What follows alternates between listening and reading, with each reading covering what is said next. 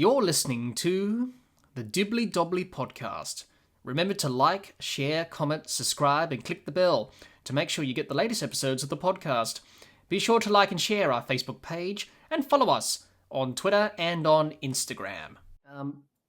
Jehan, we finally reached our final topic of this discussion. It's been a long marathon. How long have we been going for? Geez, we've been going for 4 hours. So it's going to be a multi-part series for sure. So we've finally gotten towards the end. I do apologize if me and Jehan seem a little bit tired and jaded and fatigued. It's been a long marathon, so cut us some slack. To go. Yes, we're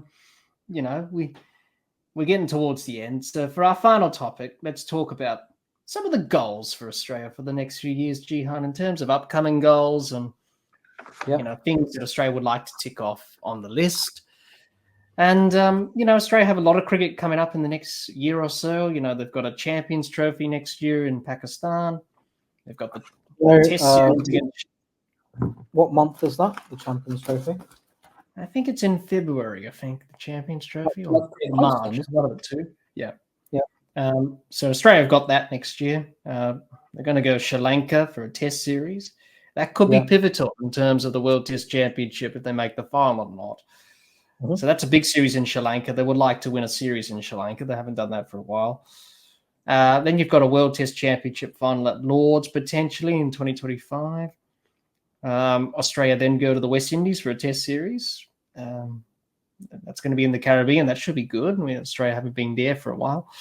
And then you've got the Ashes later on next year. And then you've got the T20 World Cup in 2026. And then you've got the World Cup in 2027, which are quite a long way off there. But Jehan, do you think Australia will be able to tick off some of the goals in the next few years that they have lined up that we've just mentioned there, or some other goals that they may have?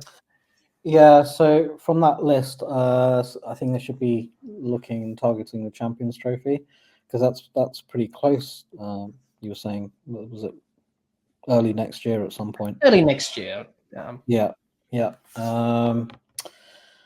then I think they should win the Test series in the Caribbean. So unless there's a horrendous disaster, I don't see that happening. Now Sri Lanka's an interesting one, because when they went there last time, they started off the series so well, and then it all went pear-shaped in the middle of the second test. So I think it's another good opportunity to win the series there, which they last did in 2011. It's not going to be easy. Sri Lanka will throw some dust bowls at them. Well, look what they've done to New Zealand recently. And that was pretty dominant performances by them, Sri Lanka.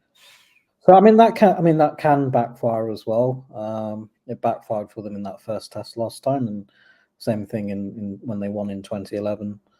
I think if Australia play well, they should be able to win that series. They have the spinners now. I think the batting's slightly better against spin.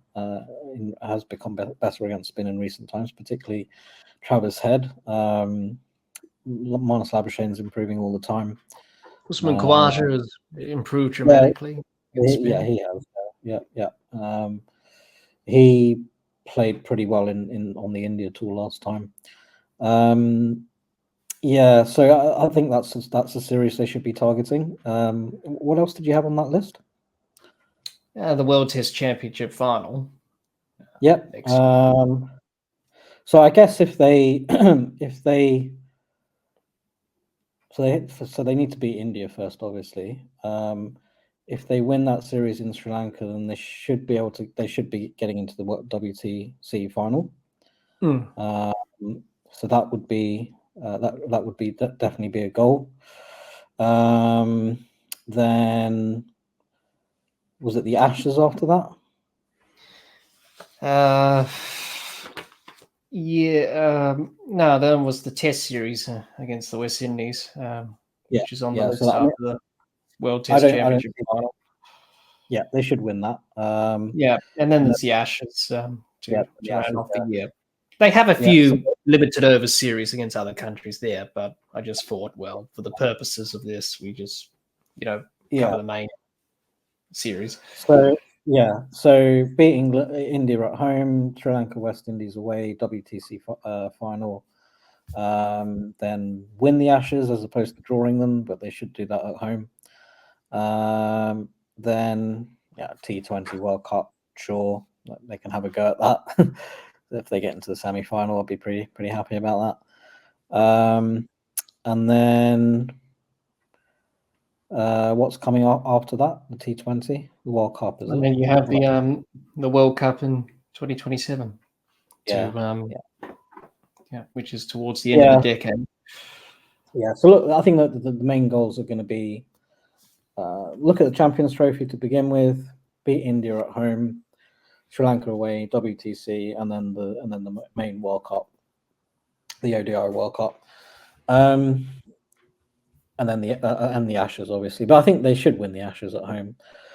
When are they playing? When's the next away Ashes series? That would be 2027, wouldn't it? So that would be after the World Cup. Yeah. So I think it's about time that they won the series in England. They've come so close in the last two series, but they're just not able to get across the line. They need to prepare a squad to be able to go over there and do well. Notice that Marnus is playing. Labuschagne has been playing a lot of county cricket recently, so that can only be a good thing. Probably Smith would have retired by then, but so they need to have a good batting lineup and just work on all the same mistakes they make over and over again when they're over there. So I don't think England will still be playing baseball by then. I think that phase would have gone away. But they still need to work on things like trying to get the tail out, not collapsing when overheads come in, not losing cheap wickets to Moeen Ali, silly things like that. They need to work on all those unforced errors, shall we say? So I think that should be, in the next few years, that should be the biggest goal for them. The World Cup and the away Ashes. And then I suppose winning away in India is a little bit further off. I think a lot of work has to go into trying to achieve that. And if it's so far away, then they've probably got a lot of time to start thinking about that and start preparing the squad for it. With the Ashes cycles, it used to be the case that when they lose in England, they'd only have to wait less than 18 months to get the Ashes back. But now, I don't know if you've noticed, but the cycles have switched. So now, when they come from England, they have to wait 2.5 years until the next Ashes series, which is a bit annoying. So yes, I have noticed that it has changed a little bit, hasn't it? Yeah. So which means that England get to keep the Ashes for 2.5 years, although they haven't managed to in the last few series because they're struggling to win at home now. Well, really, when you look at it, really the Ashes series in Australia and then the next Ashes series in England, there's not much of a gap, isn't there? So maybe no. So so look, I think those are the main goals. There's going to be by the time that away Ashes series starts, I think the team's going to be quite different to what it is now. There will have been definitely quite a fair few retirements by the end of that. So other goals, as I mentioned before, I think continue to develop that one day side if it's still relevant. Hopefully it is. And then I think the other thing, I'm not completely against T20 cricket. I think it would be a good idea to continue to develop the Big Bash. In terms of financial development, how much the players are getting paid, things like television rights. The problem with BBL is it's not on a great time zone for the rest of the world generally. So yeah, I think you probably can get some audiences in the UK because it's on in the mornings. But if it's a product that you're trying to get to the rest of the world in the same way that the IPL has been doing, I'm not sure that how easy that's really going to be, and whether that's going to bring in a lot of revenue. But I think that's something that Cricket Australia need to continue to look at. Yeah, definitely, absolutely, and yeah, there are a lot of goals for Australia in the next few years, and looking to tick off and work towards, and hopefully they can do that in the years to come. Certainly provides that motivation to work hard and get better, and hopefully stay at the top, which Australian cricket has done for a lot of years. So we shall wait and see whether or not those goals will be achieved or not. Only time will tell if that happens or not. Hi everyone, I hope you enjoyed hearing Jehan and I discuss the goals for Australian cricket in the next few years.